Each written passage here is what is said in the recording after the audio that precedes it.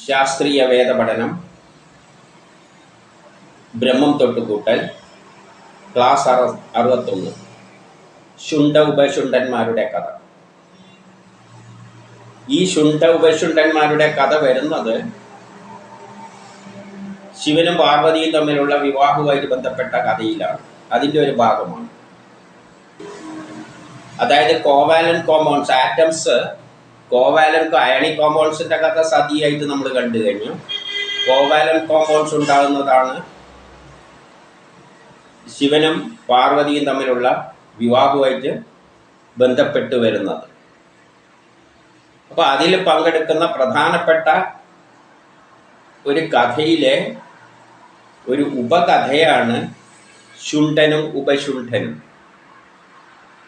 അപ്പോൾ ഇതെല്ലാം ആറ്റങ്ങളുടെ ആയിട്ട് ബന്ധപ്പെട്ട, ആറ്റങ്ങൾ യോജിക്കുന്നതായിട്ട് ബന്ധപ്പെട്ട കഥ തന്നെയാണ്. നമുക്കറിയാം, ആറ്റത്തിന് ഇനേർട്ട് ഗ്യാസ് ഒഴിച്ചിട്ട് ബാക്കിയുള്ള ആറ്റത്തിനൊന്നും അതേപോലെ നിലനിൽക്കാൻ പറ്റില്ല. കാരണം അതിൻ്റെ പുറത്ത് 8 ഇലക്ട്രോൺ ഇല്ല. ഏറ്റവും പുറത്ത് ഓർബിറ്റിൽ 8 ഇലക്ട്രോൺ വേണം. അത് എങ്ങനെയെങ്കിലും ഉണ്ടായിക്കൊള്ളണം. അതുകൊണ്ട് അത് പിടിയാണ്. ലോകത്തെ നമ്മൾ കാണുന്നതിനെല്ലാം അറ്റാക്കാൻ ശ്രമിക്കും. അതുകൊണ്ട് അതിനെ അസുരന്മാരായിട്ട് ചിത്രീകരിക്കും കഥയിൽ. ഇനി ആ കഥയിലേക്ക് നമുക്ക് ആദ്യം പോകാം. ശുണ്ഠ ഉപശുണ്ഠന്മാരുടെ കഥ പറയാം. വർഷങ്ങൾക്ക് മുമ്പ് ശുണ്ഠനെന്നും ഉപശുണ്ഠനെന്നും പേരുള്ള 2 അസുരന്മാർ ഉണ്ടായിരുന്നു. അവർ ബ്രഹ്മാവിനെ തപസ് ചെയ്ത് അവർ തമ്മിൽ പോരാടിയാൽ മാത്രമേ അവർക്ക് മരണം സംഭവിക്കാവൂ എന്ന വരം നേടി. അപ്പോൾ അവർ വിചാരിച്ചിരുന്നത് അവർ അത്രമാത്രം ആത്മാർത്ഥ സുഹൃത്തുക്കളായിരുന്നു.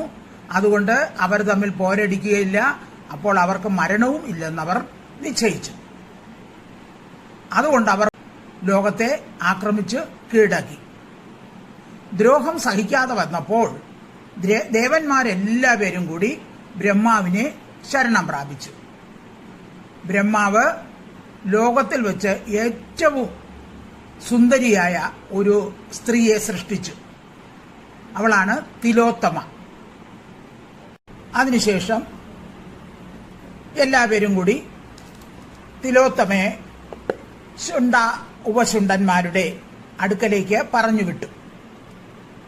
അവളുടെ സൗന്ദര്യത്തിൽ മതിമറന്ന അവർ അവളെ സ്വന്തമാക്കുവാൻ വേണ്ടി പരസ്പരം തല്ലുകൂടി. അപ്പോൾ വരത്തിന്റെ ശക്തിയാൽ തന്നെ അവർ മരിക്കുകയും ചെയ്തു. തിരിച്ചു വന്ന തിലോത്തമയ്ക്ക് അപ്സരസുകളിൽ ഒരുവളുടെ സ്ഥാനം നൽകി. അപ്പോൾ ശുണ്ഠനും ഉപശുണ്ഠനും അസുരന്മാരാണ്. അസുരന്മാരാകാനുള്ള കാരണം പറഞ്ഞു കഴിഞ്ഞു. അവർ ലോകത്തെ മുഴുവൻ നശിപ്പിച്ചു കളയായിരുന്നു. കാരണം അവർക്ക് 8 ഉണ്ടാക്കിയേ പറ്റുള്ളൂ. കടിപിടി കൂടി. അതുകൊണ്ട് തന്നെയാണ് ബ്രഹ്മാവ്, ശിവനാണ് ആദ്യം സൃഷ്ടിച്ചത് രുദ്രന്മാർ തന്നെയാണ് ആറ്റത്തിന് പിന്നിലുള്ള പ്രേരക ശക്തിയാണ് രുദ്രൻ. ആറ്റങ്ങളെ ഉണ്ടാക്കി. അപ്പം മതി ഇത് തന്നെ ധാരാളമായിരുന്നു. കാരണം ഇവരെ അടിപിടി സഹിച്ചുകൂടാ.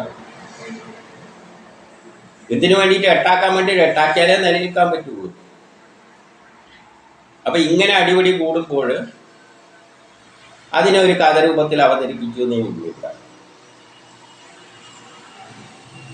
പക്ഷേ ഇവര് ശുണ്ഠനും ഉപശുണ്ഠനും എന്ന് പറയുമ്പോൾ അവർ ഫ്രണ്ട്സാണ്, ഒന്നിച്ച് ജനിച്ചവരാണ്. ശുണ്ഠനും ഉപശുണ്ഠനും. എന്തുകൊണ്ട് ശുണ്ഠനും ഉപശുണ്ഠനും എന്ന് പറയുന്നത്? ആറ്റങ്ങളിൽ 2ആയിട്ട് തിരിക്കാം. ചിലതിന് ഇലക്ട്രോൺ എടുക്കാനുള്ള ടെൻഡൻസിയാണ് കൂടുതൽ, ചിലതിന് വിടാനുള്ള ടെൻഡൻസിയാണ് കൂടുതൽ. അതുകൊണ്ട് ഒന്ന് ശുണ്ഠയാണെങ്കിൽ മറ്റേ ഉപശുണ്ഠയാണ്. അപ്പം കഥയിൽ വരുമ്പോൾ ഇവർ വളരെ നല്ല ഫ്രണ്ട്സായിരുന്നു. അടിപൊളിയൊന്നും കൂടില്ല എന്നെല്ലാം പറഞ്ഞു വെച്ചിട്ടുണ്ട്. കാരണം ആദ്യം ഇവരുണ്ടാകുമ്പോൾ വലിയ കുഴപ്പമൊന്നുമില്ല. പിന്നെ അതിൻ്റെ ഇടക്കാണ് പിന്നെയാണ് ഒരു നിയമം കൊണ്ടുവരുന്നത്, പുറത്ത് 8 കൊള്ളണം. ഈ 8 കൊള്ളണം എന്ന് പറയുമ്പോൾ ഈ ഇലക്ട്രോണ് 8ആക്കാൻ വേണ്ടിയുള്ള പിടിവലി നടക്കും. 8ആക്കാൻ വേണ്ടിയുള്ള പിടിവലി നടക്കും ഇലക്ട്രോണിന്. അപ്പം ആദ്യം കുഴപ്പമൊന്നുമില്ലായിരുന്നു. കാരണം എത്ര പ്രോട്ടോൺ ഉണ്ടോ അത്രയും ഇലക്ട്രോൺ ചുറ്റിക്കൊണ്ടിരിക്കുകയാണ്. അപ്പോൾ അടിപിടിയൊന്നും കൊണ്ട് തുല്യമായിട്ടുണ്ട്. പ്രോട്ടോണിന് വേണ്ട അത്ര ഇലക്ട്രോൺ ഉണ്ട്. പക്ഷേ ഈ പുറത്തെട്ടാക്കണം എന്നുള്ള തത്വം വന്നപ്പോഴാണ് പിന്നെ അടിപിടി തുടങ്ങിയത്. ഇലക്ട്രോൺ മൂലമാണ് ഈ അടിപിടി തുടങ്ങിയത്, ഈ പുറത്തെട്ടാക്കണം എന്നുള്ള തത്വം വന്നപ്പോൾ. ആദ്യം അവർ വളരെ നല്ല ഫ്രണ്ട്സ് ആയിരുന്നു. പക്ഷേ അതേസമയം പറയുന്നുണ്ട് ഇവർ അസുരന്മാരുമാണ്. അപ്പം ഇവർ ബ്രഹ്മാവിൻ്റെ അടുത്ത് പോയിട്ട് ഒരു വരം ചോദിക്കുന്നു. അവർക്ക് അമരന്മാരാണ്, എല്ലാം ഒരിക്കലും നശിക്കാതിരിക്കണം. ആർക്ക്? ഈ ആറ്റത്തിന്. അത് നടക്കുന്ന കാര്യമല്ല, ആറ്റങ്ങൾക്ക് അങ്ങനെ നിലനിൽക്കാൻ പറ്റില്ല എന്നുള്ള വ്യവസ്ഥിതി ഉണ്ട്. അപ്പം അവർക്ക് അപ്പം ആദ്യം അമരന്മാർ തന്നെയാണ്. കാരണം 8 പ്രോട്ടോൺ ഉണ്ടെങ്കിൽ 8 ഇലക്ട്രോൺ ഉണ്ട്. അവർ സുഖമായിട്ട് അങ്ങനെ കഴിയേണ്ടവരായിരുന്നു. അവർ ബ്രഹ്മാവിൻ്റെ അടുത്ത് പോയിട്ട് എന്ത് പറയുന്നു? നമ്മൾ തമ്മിൽ അടിപിടി കൂടരുത്, നമ്മൾ തമ്മിൽ അടിപിടി കൂടിയെങ്കിലും മാത്രമേ നമുക്ക് മരണം ഉണ്ടാകാൻ പാടുള്ളൂ. അപ്പം ആദ്യം അവർ അടിപിടിയൊന്നും കൂടിയിട്ടില്ല, എല്ലാം വളരെ ഫ്രണ്ട്സിലായിരുന്നു. ബ്രഹ്മാവിന് വരം കൊടുക്കാതിരിക്കാൻ പറ്റില്ലല്ലോ, ചോദിച്ചാൽ കൊടുക്കുന്ന കക്ഷിയാണ്, സൃഷ്ടികർത്താവില്ല. അങ്ങനെ ഒരു സ്വഭാവം കൊടുത്തു, ശരി നിങ്ങൾ തമ്മിൽ അടിപിടി കൂടിയാലേ മരിക്കുകയുള്ളൂ. അപ്പം ഇവർ വിചാരിച്ച നമ്മൾ അമരന്മാരായി. കാരണം എന്താണ്? ഇവർ തമ്മിൽ ഒരിക്കലും അടിപിടി കൂടില്ല എന്നാണ് വിചാരിച്ചത്. അപ്പോഴാണ് ഇവർ 3 ലോകമെല്ലാം കീഴടക്കിയിരിക്കുകയാണ്. ഇപ്പം ബ്രഹ്മാവ് ദേവന്മാർക്കൊന്നും നിലനിൽപ്പില്ല. ദേവന്മാരെന്നാണ് ഈ പ്രപഞ്ചത്തിൽ ഒന്നിനും നിലനിൽപ്പില്ലാത്ത അവസ്ഥയായി മാറി. കാരണം ഇവരെ കീഴിലായിപ്പോയി, ഇവരാണ് ആധിപത്യം. അപ്പം ബ്രഹ്മാവിന് അത് ഇഷ്ടപ്പെടുന്ന കാര്യമല്ലല്ലോ. ബ്രഹ്മാവിൻ്റെ അടുത്ത് പോയി പറഞ്ഞപ്പോൾ ബ്രഹ്മാവ് എന്ത് ചെയ്ത്? ഒരു തിലോത്തമ എന്ന സുന്ദരിയെ സൃഷ്ടിച്ചു കൊടുത്തു. ഇവിടെ ഈ തിലോത്തമ എന്ന സുന്ദരി ഇലക്ട്രോണാണ്. ഈ ഇലക്ട്രോണിന് വേണ്ടിയിട്ടാണ് ഈ ലോകത്തിലുള്ള മുഴുവൻ നടക്കുന്നത്. ഏത് നമ്മൾ സംസാരിക്കുന്നുണ്ടെങ്കിൽ അവിടെ ഈ ഇലക്ട്രോണിനെ വെച്ചുകൊണ്ടുള്ളൊരു കളിയാണ്. ഓർബിറ്റും ഇലക്ട്രോൺ പണ്ടേ പറയുന്ന കാര്യമാണ്. ഏത് പ്രവർത്തനവും ലോകത്തിലുണ്ടെങ്കിൽ അതിൽ ഈ ഇലക്ട്രോൺ കയറിയിട്ടൊരു കളിയുണ്ട്. ആ ഓർബിറ്റുമായിട്ട് ബന്ധപ്പെട്ട്, 8 ബന്ധപ്പെട്ട്, അഷ്ടദിക്പാലകരുമായിട്ട് ബന്ധപ്പെട്ട് എല്ലാം ഒരു ചെറിയ കളിയുണ്ട്. എന്നിട്ട് ബ്രഹ്മാവ് അവരെ മുമ്പിലെത്തിക്കുകയാണ്.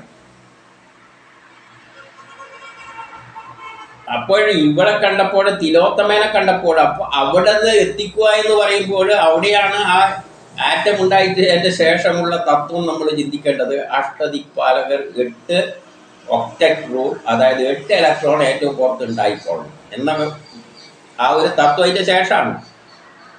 ആദ്യം ഉണ്ട്, കഥയിൽ വരുമ്പോൾ അങ്ങനെ പറഞ്ഞതായിട്ട് കണ്ടാൽ മതി. അപ്പൊ ഈ ഇലക്ട്രോണെ കണ്ടപ്പോൾ, സുന്ദരിയായ തിലോത്തമേനെ കണ്ടപ്പം പിന്നെ അവർ തമ്മിൽ അടിപിടി കൂടാന്ന്. കഥയിലെങ്ങനെ പൊടിപ്പും തൊങ്ങലും എല്ലാം വെച്ച് പറയുന്നതാണ്. അടിപിടി കൂടാൻ തുടങ്ങി ഈ ഇലക്ട്രോണിനെ കിട്ടാൻ. കാരണം 8 ആക്കണം, 2 കൂട്ടർക്കും പണം. പിന്നെ പിടിവലിയാണ്. അതിന്റെ ശേഷമാണ് ഈ രുദ്രന്മാരുടെ സ്വഭാവം പറയേണ്ടത്. ഈ ഇലക്ട്രോണിനെ വെച്ചിട്ടാണ്. അതും സത്യം തന്നെയാണ്. ഇലക്ട്രോണിന് വേണ്ടിയിട്ട് 8 വേണ്ടി 8 അപ്പൊ ആ ഇലക്ട്രോണിനെ വെച്ചിട്ടാണ് ഈ കട്ടിപ്പൂടി മുഴുവൻ നടക്കുന്നത് ലോകത്തിൽ. അവർ തമ്മിൽ അടിപിടി തുടങ്ങുന്നത് പരസ്പരം പിന്നെ പൊരിഞ്ഞ അടിയാണ്. ഇതിന് 8 വേണ്ടിയിട്ട് എങ്ങനെയെങ്കിലും. അങ്ങനെയുള്ള ഏറ്റുമുട്ടലിന്റെ ഫലമായിട്ടാണ് എന്തുണ്ടാകുന്നത്?